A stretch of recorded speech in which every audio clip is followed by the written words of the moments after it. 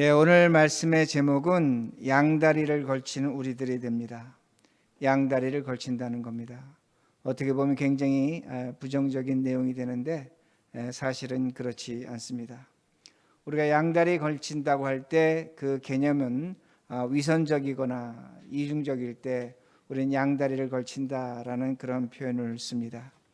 그런데 사실 우리가 양다리를 걸치고 있습니다. 우리가 오늘 하나님을 믿습니다. 예배를 드립니다. 그러나 동시에 우리는 세상을 살아가면서 세상의 것을 믿고 있습니다. 세상의 사람도 믿고 과학과 기술과 지식도 믿고 또한 세상의 돈을 믿고 살아가는 것이 오늘날 우리의 모습이 됩니다. 그러기에 우리는 한 발은 하나님을 딛고 있습니다. 그러나 다른 한 발은 오늘도 세상을 딛고 있다는 겁니다. 아마 제가 이렇게 우리가 예수를 믿으면서 한 발은 하나님, 한 발은 세상에 걸치고 있다면 어떤 분들은 그렇게 생각합니다. 그건 죄다, 옳지 않다. 우리는 하나님 편에 온전히 서야 된다고 그렇게 생각을 하고 이야기할 것입니다. 그런데 신학적으로도 그렇지 않고 또 우린 현실적으로도 그렇지 않습니다. 우리는 세상을 살아갑니다. 이 세상에 살아가면서 이 세상에 발을 딛고 이 세상을 위해서 이 세상에서 우리의 목적을 위해서 살아가는 것 분명합니다. 만약에 우리가 하나님 편에만 서야 된다고 하면 그때는 아마도 우리가 죽음 이후에 하나님 편에 설 것입니다. 그렇지 않고 살아서 하나님 편에 선다고 하면 우리는 아마 중세의 수도사나 오늘날의 스님처럼 세상의 모든 것을 끊고 아마 세상을 떠나 살아야 될 것입니다. 그러기에 하나님은 오늘도 우리가 이 세상을 두 발을 걸치며 살아갈 수밖에 없도록 그렇게 만드셨습니다. 하나님께서는 하나님의 아들 예수 그리스도를 세상을 사랑하셔서 이 땅에 보내셨고 그 예수 그리스도로 말미암아 하나님을 모르는 우리를 하나님과 연결시켰다는 겁니다. 그러기에 우리는 하나님과 세상에 두 발을 양다리를 걸치고 살아갈 수밖에 없습니다. 오늘 본문은 우리에게 이런 사람 한 사람의 모습을 보는데 그 사람에게 한 사람이지만 두 가지 모습을 보여줍니다. 어떤 모습을 보여주냐면 그 한 사람 솔로몬이 양다리를 걸쳤습니다. 걸쳤는데 그 다리 중에 한 다리가 하나님으로부터 빠져나옵니다. 그리고 세상에 그렇게 두 다리로 서는 모습을 보여줍니다.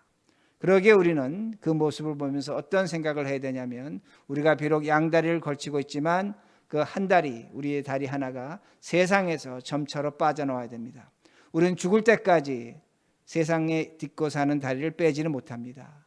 그러나 그것이 점차로 빠져나오고 우리가 죽어서 하나님 앞에 설 때에 우린 두 다리를 딛고 하나님 앞에 서야 된다는 말씀이 됩니다. 그러기에 오늘 솔로몬이 우리에게 이러한 것을 보여준다는 겁니다. 여러분이 잘 아시는 것처럼 솔로몬은 다윗이 죽은 이후에 왕이 됩니다. 그런데 솔로몬이 왕이 됐는데 여러분 우리가 성경을 좀 더 깊이 보면 솔로몬이 왕이 된 것이 그렇게 우리가 생각하는 것처럼 강력한 왕이 되지 못했습니다. 성경 전반부 후반부에 그런 내용이 많이 나오는데 솔로몬 자신도 자신이 왕이 된 것을 아주 묘하게 표현을 합니다. 오늘 본문 6절인데 이렇게 이야기합니다. 본인이 이렇게 이야기합니다. 자신이 왕 된 것을 솔로몬이 이르되 주의 종 내 아버지 다윗의 성실과 공의와 정직한 마음으로 주와 함께 주 앞에 행함으로 주께서 그에게 큰 은혜를 베푸셨고 주께서 또 그를 위하여 이 큰 은혜를 항상 주사 오늘같이 그의 자리에 앉을 아들을 그에게 주셨나이다. 여러분 솔로몬이 왕이 됐다면 나는 하나님의 은혜로 하나님께서 나를 정하셔서 왕이 됐다고 이야기하면 됩니다. 근데 솔로몬은 그렇게 이야기하지 않습니다. 솔로몬 자신이 왕이 된 것은 하나님이 다윗에게 베푸신 은혜라는 겁니다. 자신에게 은혜가 주어진 것이 아니라 하나님이 다윗에게 베풀어 준 은혜로 말미암아 내가 왕이 됐고 또한 아버지 다윗이 하나님 앞에 정직하고 진실하며 충성을 다했기에 내가 왕이 됐다고 그렇게 얘기하는 겁니다. 여러분 이 말씀이 이해가 되십니까? 내가 왕이 되는데 나의 자격과 조건이 아닌 아버지 다윗의 자격과 조건으로 내가 왕이 됐다는 겁니다. 이 말을 뒤집으면 어떤 의미가 되냐면 솔로몬이 왕이 됐지만 그 왕권이 약하다는 걸 알려주는 겁니다. 여러 가지로 위험성이 있다는 겁니다. 그러게 아버지의 힘으로 왕이 됐기에 아마도 많은 사람들은 그를 왕으로 인정은 하지만 그렇게 달갑게 인정하지 않은 것 같다는 말씀이 됩니다. 그러게 다윗도 그걸 알고 있습니다. 우리가 성경을 보면 다윗이 죽기 전에 아들 솔로몬에게 살생부를 줍니다. 너는 이러이러한 사람을 죽이라는 겁니다. 근데 다윗이 죽이라고 한 그 사람들의 그 이름을 보면 다윗과 함께 다윗 왕국을 세운 자들입니다. 그들을 죽이라는 겁니다. 왜 죽이라고 합니까? 다윗 왕국의 지분이 솔로몬에게 없다는 겁니다. 그러기에 다윗의 신하들이 얼마든지 솔로몬을 제거하고 왕이 될 수 있는 것을 다윗은 알고 있었기에 아들에게 자신들의 신하를 죽이라고 그렇게 명령을 했습니다. 솔로몬이 아버지의 명령에 따라서 여러 가지 사건을 들이대면서 그 신하들을 처단했습니다. 그러나 뿌리는 뽑지 못한 겁니다. 그러기에 솔로몬은 불안했습니다. 자신의 왕의 권위를 지킬 수 있는 것에 대한 그 불안감을 그가 지우지 못했다는 겁니다. 그러기에 오늘 본문 1절 말씀에 나오는데 우리가 읽지는 않겠지만 솔로몬이 선택한 방법은 외국의 방법입니다. 즉 외국의 아랍의 즉 이집트의 그 힘을 빌려온 겁니다. 바로의 힘을 빌려온 겁니다. 바로의 힘을 빌려서 자신의 왕권을 지키려고 했다는 말씀이 됩니다. 그런데 바로는 이방 사람입니다. 이방 여자를 만들어 들여와야 됩니다.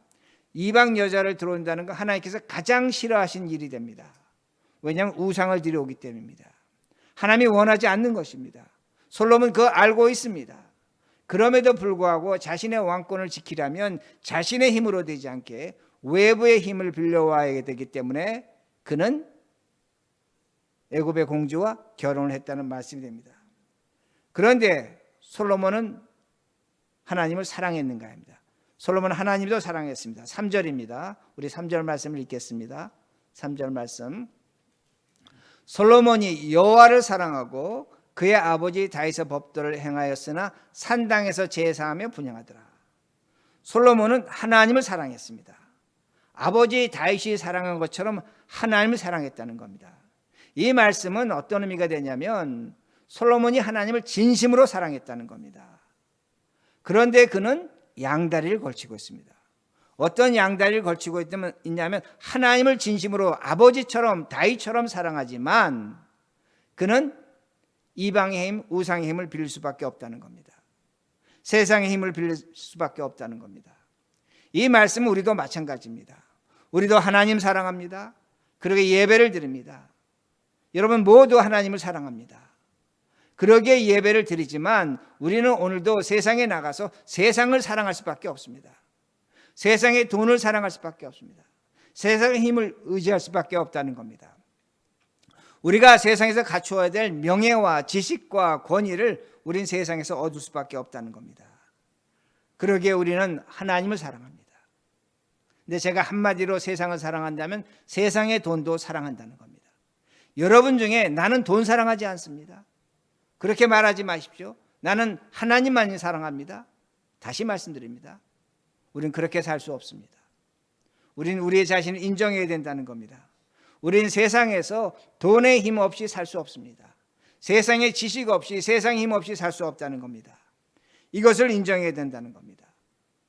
오늘도 우리가 인플레이션으로 고통당하고 있습니다. 우리끼리 만나면 무슨 얘기합니까? 물가가 올랐다는 겁니다.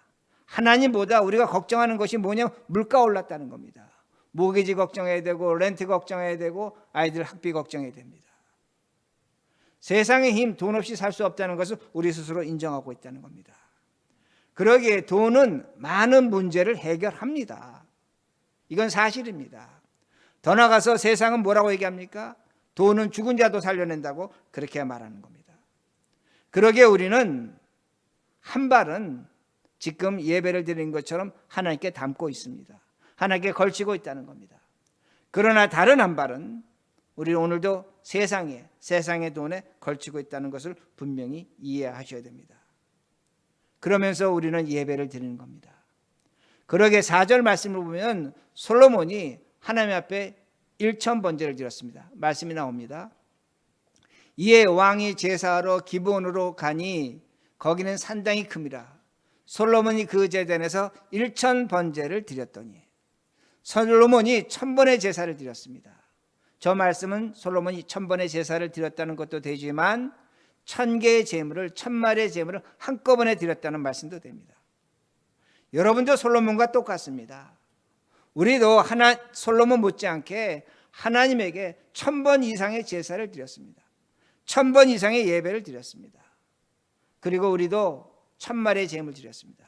우리가 힘들고 어려운 삶을 살아가지만 정성을 다해서 최선을 다해서 하나님 앞에 예물을 드렸습니다. 헌금을 하고 살았다는 말씀이 됩니다. 그러다 보니까 우리는 하나님 앞에 질문이 생기는 겁니다. 어떻게 살아야 되는가 질문이 생기는 겁니다. 솔로몬도 이렇게 질문합니다. 5절 말씀입니다. 기브온에서 밤에 여호와께서 솔로몬의 꿈에 나타나시니라. 하나님이 이르시되 내가 내게 무엇을 줄고 너는 구하라. 자, 오늘도 우리는 한 발은 세상에 딛고 한 발은 하나님께 딛고 살아갑니다. 오늘도 우리가 하나님께 구하는 것이 있습니다. 소원하는 것이 있습니다. 하나님께서 오늘도 여러분에게 질문하십니다. 묻고 계십니다. 너희들이 무엇을 원하느냐입니다. 여러분 지금 이 순간에 솔직히 대답하셔야 됩니다. 하나님, 나는 이런 것을 원합니다. 나는 이런 것이 해결됐으면 좋겠습니다. 나는 지금 몸이 아프고 병이 들고 불안한 것이 있습니다. 하나님, 나는 이것을 원합니다. 하나님이 지금 질문하시는 겁니다. 하나님께서 지금 여러분에게 무엇을 원하냐고 질문하실 때 여러분, 내가 무엇을 원한다고 하나님께 말씀하시게 되는 겁니다. 여러분의 아픈 손가락이 있을 것입니다. 여러분의 삶에 고통이 있을 것입니다. 아마 여러분들은 그것을 구하면서 하나님, 이것이 나의 기도입니다, 나의 소원이라고 그렇게 말씀하실 것입니다. 그런데 솔로몬이 이렇게 말합니다. 7절입니다. 솔로몬이 이것을 구합니다. 나의 하나님 여호와여, 주께서 종으로 종의 아버지 다윗을 대신하여 왕이 되게 하셨사오나 종은 작은 아이라 출입을 할 줄을 알지 못하고. 자, 지금 솔로몬이 뭐라고 얘기하냐면, 제가 처음에 뭐라고 말씀드렸습니까? 솔로몬의 왕권이 약하다고 말씀드렸습니다. 여기서 다시 한번 드러나는 겁니다. 솔로몬이 지금 뭐라고 얘기하면, 나는 작은 아이입니다. 왕이지만 작은 아이인데 출입을 들어왔다 나갔다 하는 걸 못한다는 겁니다. 여러분, 이 말씀의 의미는 뭐냐면 나는 약한 자라는 겁니다. 그러게 어린아이라고 하는 겁니다. 나는 소자라는 겁니다. 나는 지금 힘이 없다고 그렇게 이야기합니다. 그럼 왜 힘이 없는가?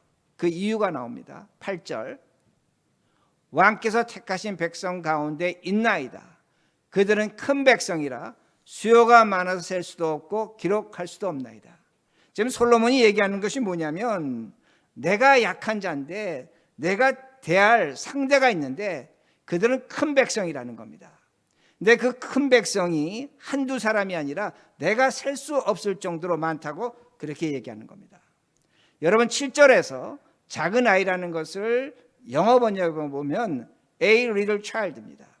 나는 작은 아이라는 겁니다. 그리고 8절에 큰 백성이라는 것은 단수명사인데 A great person입니다. 여러분 생각해 보시기 바랍니다. 솔로몬이 지금 하나님 앞에 뭐라고 얘기하냐면, 나는 아주 작은 아이입니다. 약한 사람입니다. 그런데 내가 상대할 사람들은 대단한 사람, great person인데 이 사람들의 숫자는 내가 셀 수 없을 정도로 많다는 겁니다. 지금 솔로몬이 하나님께 뭘 얘기하냐면, 나는 지극히 약한 사람인데 나에게 수많은 강한 사람들이 있는데 내가 이 강한 자들을 다스릴 수 없다는 겁니다. 이겨낼 수 없다는 겁니다. 왜? 자신은 약자라는 겁니다. 여러분, 이것이 누구의 모습입니까? 우리의 모습입니다. 여러분도 세상 살아가시면서 약한 모습이 있고 약자로 살아갑니다. 여러분이 감당할 때 돼야 될 세상의 사람들인데 대단한 사람들입니다. 강자들입니다. great person들이라는 겁니다. 솔로몬은 지금 뭐라고 얘기하냐면, 하나님께, 하나님, 내가 세상에서 약자로서 강자를 이길 수 있게 해달라는 겁니다. 여러분, 이게 가능합니까? 세상은 강자가 약자를 이기는 겁니다. 그게 세상의 법칙입니다. 근데 솔로몬은 지금 하나님께 뭘 얘기하냐면, 하나님, 나는 약자인데 강자를 이기게 해달라고 그렇게 얘기하는 겁니다. 하나님께 지금 불가능한 문제를 해결해 달라고 그렇게 이야기하는 겁니다. 여기에 솔로몬의 고민이 있는 것이고 여러분의 고민이 있습니다. 여러분에게 뭐가 있습니까? great person, 대단한 자들이 있다는 겁니다. 대단한 세상이 있다는 겁니다. 세상에서 이기지 못하고 있다는 겁니다. 근데 솔로몬은 그것을 하나님께 이기게 해달라고 기도하고 있다는 겁니다. 어떻게 이기겠는가입니다. 여러분, 그리스 신화에 시지프스라는 신화가 있습니다. 아마 기억하실 겁니다. 시지프스가 제우스에게 벌을 받아서 커다란 바위를 산 밑에서 산 위로 굴리면서 올라갑니다. 산 꼭대기까지 굴려 올라갑니다. 굴려 올라가면 그 돌은 다시 산 밑으로 굴러 내려갑니다. 그 일을 평생 반복하며 살아가야 됩니다. 이 말씀은 어떤 의미가 되냐면, 오늘날 우리가 시지프스처럼 똑같은 직업, 똑같은 직장에서 가정에서도 마찬가지겠지만 똑같은 일을 평생 반복하며 살아가야 된다는 그런 의미가 됩니다. 그러기에 우리가 시지프스의 그 모습을 저주받은 자로 그렇게 얘기합니다. 그런데 우리가 이 신화를 좀 더 깊이 보면 시지프스의 저주가 이 저주보다 더 무서운 저주가 있습니다. 그의 저주는 어떤 저주냐면, 무서운 저주가 한 가지가 있냐면, 지하 세계에서 이 일을 평생 하는 겁니다. 지하 세계를 벗어나지 못하는 겁니다. 이 지하 세계를 다른 말로 표현한다면, 오늘날 세상에서 시지프스는 그 일을 평생 하며 살아야 된다는 겁니다. 그 일로 인해서 그는 고통을 당해야 된다는 겁니다. 마찬가지입니다. 오늘도 세상에 우리와 똑같이 두 발을 딛고 우리와 똑같은 직장에서 똑같은 일로 평생을 시지프스처럼 반복하며 살아가는 사람들이 있다는 겁니다. 그 사람들은 세상에 두 발을 딛고 있습니다. 우리도 마찬가지입니다. 우리도 시지프스처럼 똑같이 두 발을 딛고 이 세상을 살아갑니다. 똑같은 일을 합니다. 아마 그들이 우리보다 더 훌륭하고 더 세상에서 높을지도 모릅니다. 그러나 세상 사람과 우리의 차이는 뭐냐면, 우리는 세상에 두 발을 딛고 있지 않다는 겁니다.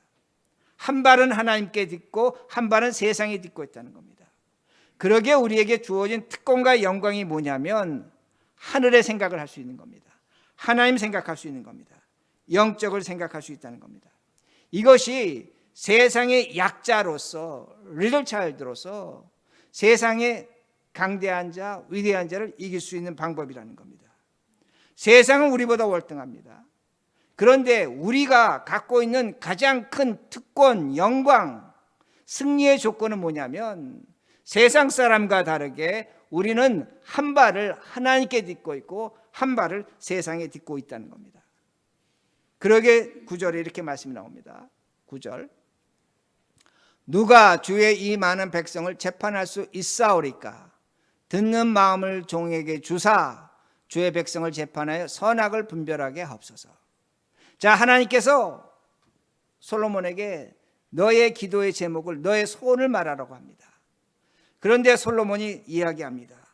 뭐라고 얘기하면 듣는 마음을 달라는 겁니다. 그래서 듣는 마음은, 개역 개정 성경은 듣는 마음을 했지만 여러분 개역 성경은 지혜라고 번역했습니다. 우리가 기억하는 겁니다. 그러게 솔로몬이 하나님께 뭘 구하냐면, 하나님 저에게 지혜를 주시옵소서. 그리고 그 지혜를 주신다면 내가 세상의 약자지만 이 강자들 재판할 수 있을 것이라고 그렇게 얘기합니다. 이게 중요한 겁니다. 솔로몬은 지금 무슨 것을 얘기하냐면 하나님께 하나님의 지혜를 구하고 있다는 겁니다. 인간의 지혜가 아닙니다. 왜 그가 하나님의 지혜를 구할 수 있습니까? 무엇 때문에 지혜를 구할 수 있습니까? 한 발을 하나님께 딛고 있기 때문입니다. 여러분들도 마찬가지입니다. 우리 모두 마찬가지입니다. 오늘 우리에게 문제가 있는데 그 문제를 해결하는 가장 좋은 방법 뭐냐? 하나님의 지혜를 구할 수 있다는 겁니다. 우리의 생각, 세상의 생각을 벗어나서 하나님의 지혜를 구하면 하나님의 지혜로 우리는 세상을 이길 수 있다는 겁니다. 이건 예수님도 말씀하십니다. 마태복음 10장 16절을 보면 예수님께서 제자들을 세상에 보내십니다. 보내시면 뭐라고 얘기하냐면, 내가 너희들 양들을 세상에 보내는데 1위 가운데 보낸다는 겁니다. 여러분, 양은 약한 짐승입니다. 발톱도 약하고 이빨도 약하고 뿔도 약합니다. 1위를 만나면 100% 물려 죽습니다. 그런데 어떻게 해서 그 1위를 가운데 양을 보내는가 합니다. 약자를 지금 강자에게 보내는 겁니다. 물려 죽을 수밖에 없습니다. 근데 예수님께서 뭐라고 말씀하십니까? 두 가지를 말씀하지만 그 중에 한 가지가 뭐냐면, 너희가 누구처럼? 뱀처럼 지혜로우면 일을 이긴다는 겁니다. 지혜로우라는 겁니다. 약자지만 지혜를 가지라는 겁니다. 그러면 제자들이 세상에 나가서 뱀처럼 지혜로우면 어떻게 됩니까? 목자의 음성을 기억하라는 겁니다. 하나님의 음성을 기억하라는 겁니다. 너희가 하나님의 음성, 나의 음성을 기억하면 세상에 나가서 너희가 하나님의 지혜로 약자지만 세상을 이길 수 있다고 그렇게 말씀하는 겁니다. 우리가 잠언을 지혜서라고 합니다.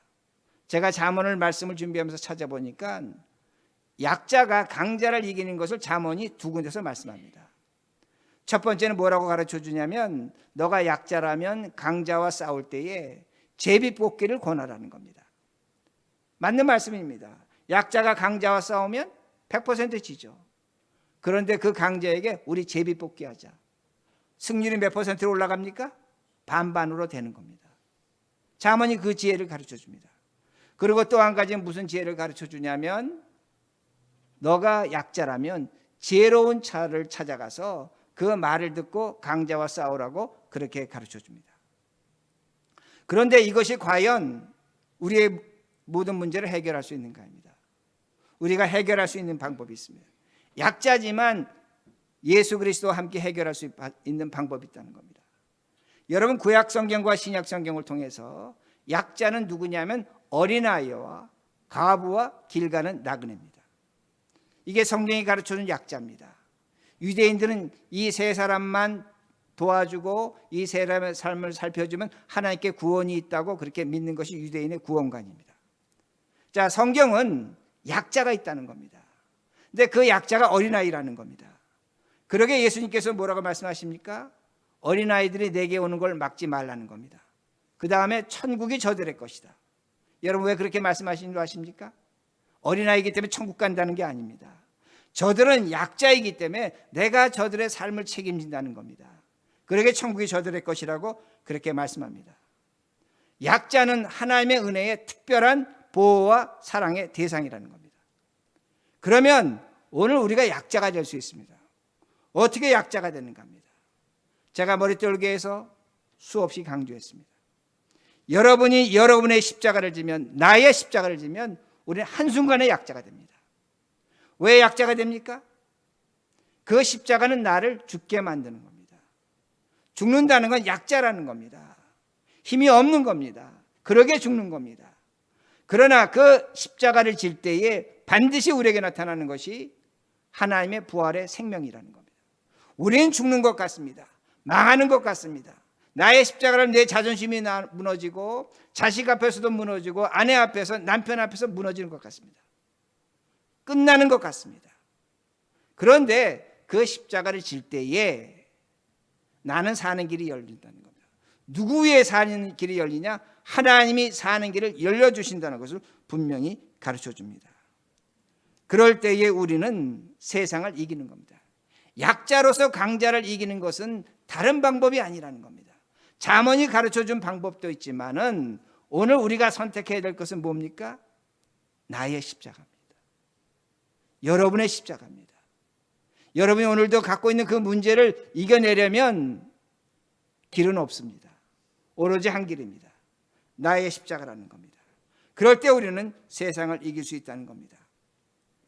그러기에 우리가 하나님의 사람으로서 양다리 걸치고 있다는 것은 은혜입니다. 그리고 우리가 우리의 십자가, 나의 십자가를 질 수 있다는 것은 영광이라는 겁니다. 솔로몬이 그랬습니다. 그러게 11절에서 13절을 보면 하나님이 솔로몬에게 뭐라고 말씀하시냐면 너가 오래 사는 것이나 부한 것이나 원수 갚는 것 요구하지 아니하고 지혜를 구했기 때문에 내가 너에게 백성을 판단하는 지혜를 주시겠다고 그렇게 말씀합니다. 뭘 얘기하는 겁니까? 다시 강조합니다. 나의 십자가를 지면 하나님이 주시는 지혜를 얻습니다. 이건 경험적인 겁니다. 여러분 십자가 져보시기 바랍니다. 여러분 자존심 내려놓고 살아보시기 바랍니다. 여러분 한번 무릎 꿇어보시기 바랍니다. 생각을 여러분 바꿔보시기 바랍니다. 하나님이 주시는 지혜가 생깁니다. 세상은 변하지 않습니다. 그러나 여러분은 그 상황을 얼마든지 이겨낼 수 있다는 말씀입니다. 그리고 하나님께서 그 지혜만 주시는 것이 아니라 그 다음에 뭐라고 말씀하시냐면 솔로몬에게 이제까지 없었던 세상의 부와 명예와 권세를 내가 너에게 주겠다는 겁니다. 너가 이제 세상에서 가장 힘 있는 자, 위대한 자가 그렇게 되겠다고 말씀하십니다. 뭘 얘기하는 겁니까? 나의 십자가를 질 때 하나님이 주시는 복이 있다는 겁니다. 하나님께서 주실 것이 있다는 겁니다. 그러므로 우리는 얼마든지 나의 십자가를 통해서 지혜를 얻고 하나님의 힘을 얻을 수 있다는 것을 분명히 가르쳐 줍니다. 그런데 문제가 생깁니다. 어떤 문제가 생기냐면 인간은 강해지면 높아지면 반드시 하나님을 잊습니다. 이게 문제입니다. 솔로몬이 그랬다는 겁니다. 솔로몬이 높아졌습니다. 강해졌습니다. 그러면서 그가 한 일이 뭐냐면 한 다리를 하나님께 걸치고 있는 다리를 뺍니다. 그리고 그가 점차로 두 발로 세상에 서게 된다는 겁니다. 하나님 앞에 서지 않는다는 겁니다.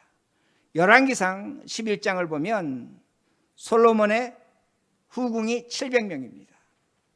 첩이 300명입니다. 1000명의 아내를 두었습니다. 그런데 그 성경 11장을 보면 뭐가 나오냐면 각종 우상의 이름과 이방 여인들의 이름이 나옵니다. 솔로몬이 완전히 우상에 빠진 겁니다. 그가 하나님에게 발을 빼고 세상에 발을 디딘 것을 보여줍니다. 그러기에 하나님께서 그에게 2번 찾아가십니다. 우상을 섬기지 말라는 겁니다. 근데 솔로몬은 그 말을 거절합니다. 하나님의 말씀을 거절한다는 겁니다. 그러기에 성경이 보여주는 건 뭐냐면 그에게 더 이상 1000번의 제사가 나타나지 않는다는 겁니다. 참 신비합니다. 뭐가 신비하냐면 이방 여인과 우상의 이름이 나오면 나올수록 솔로몬이 하나님께 제사 드리고 예배 드리는 건 나오지 않는다는 겁니다. 이 말씀을 제가 어떻게 해석하냐면 하나님과 관계가 하나님에 걸쳤던 다리를 뺐다는 겁니다. 두 다리로 섰다는 겁니다. 어디에? 세상에. 그러게 성경은 가르쳐 줍니다. 그 솔로몬으로 인해서 이스라엘 나라가 남북으로 갈릴 것이고 결국은 망하게 될 것이라는 것을 분명히 가르쳐 줍니다. 그러기에 오늘 우리가 이 교훈을 통해서 할 일이 무엇인가입니다. 여러분이 오늘도 이 설교를 들으며 하나님 말씀을 들으면서 무엇을 결정하신 건가입니다. 다른 것이 아닙니다. 오늘 우리가 2발 걸치고 있다는 것에 대해서 여러분 감사하셔야 됩니다. 기뻐하셔야 됩니다. 그리고 2발을 걸치고 있기에 내가 오늘 지혜로운 자가 될 수 있다는 겁니다. 하나님의 지혜를 얼마든지 얻을 수 있다는 겁니다. 그리고 우리는 오늘도 내가 나의 십자가로 말미암아 내가 세상에서 강한 것을 약자로서 얼마든지 이겨낼 수 있다는 겁니다. 이것이 오늘의 말씀이 됩니다. 그러게 여러분들이 신앙생활 하시면서 2다리 걸치며 살아가는데 한 다리를 빼시면 안 됩니다. 강해지든 높아지든 항상 하나님께 예배드리고 하나님 앞에 나가셔야 됩니다.